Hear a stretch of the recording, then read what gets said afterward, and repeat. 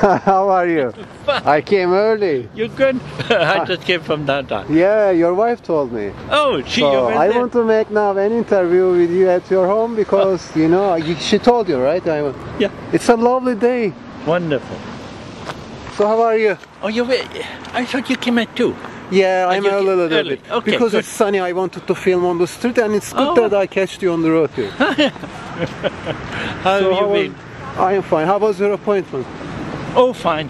Just routine, but I have to go through it every 6 months. Yeah.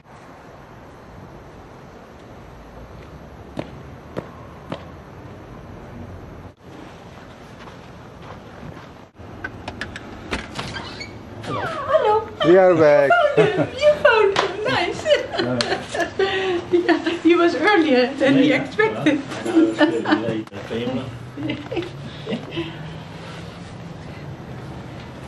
You're even photographing the beautiful boots. Okay. Come in. Come in, Kerem.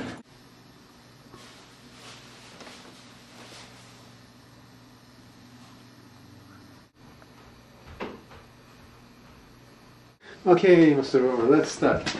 So, Well, I did journalism basically as a writer, then I switched to photography.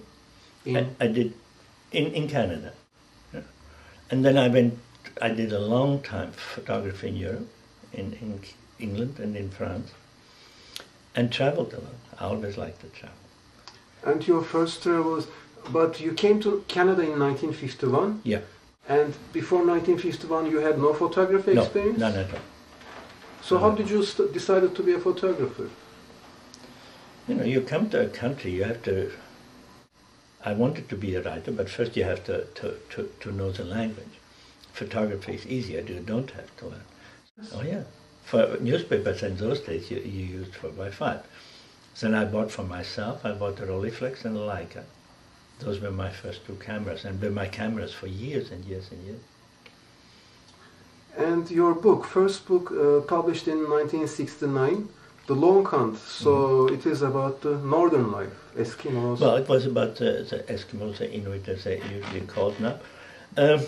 I had heard from somebody that they were still in the northernmost village in Canada, in Grisfjord, that there were still people who did traditional polar bear hunting, the way they had always done it, only now they use guns. And so I sent a message by radio that I could come and was, well, come and we'll see. So I went up and then went out with 2 men, 2 hunters, and their oldest son. We left in April and we came back in 2 months later. With dogs, by dog team. We traveled about 2,000 kilometers by dog team, trying to find, first of all, bears. Then to stop a bear, you use the dogs. And that's basically how they've hunted polar bears since time began. And how was the reaction to the book? Fairly good. It was an unusual book. Nobody had ever done anything like that. So it was an unusual book. And one book leads to the next, as you know. So the same company then issued another book, and I went on from there. Now you have 25 books. Yeah. And the last book? Is Arctic Visions. It's pictures that nobody could, those are now historical pictures. Nobody could take them anymore. That is from a life that no longer exists. The change in the north has been very abrupt. You know, and one moment it was still fairly traditional way of life, and now it's as modern as living in Montreal. Environment as well, I guess, changing a lot. Everything's changing. What do you feel about the global warming now? I mean, when you went to the northern Arctic regions, it was 1968. Mm-hmm. There was no issue like global warming, right? No, it probably already started then, but one didn't talk about it because it was not perceptible. Whereas now it's very perceptible. I mean, if you just take, let's say in the biological way, the animals that have gone north, you know, moose, for example, now are quite common in the Northwest Territories. 40, 50 years ago, there were no moose. They have moved north by 600-700 kilometers, maybe 1,000 kilometers. Yeah? The northern range of many animals has moved north. On the other hand, polar bears are probably going to die out in the next 25 years if this continues like that.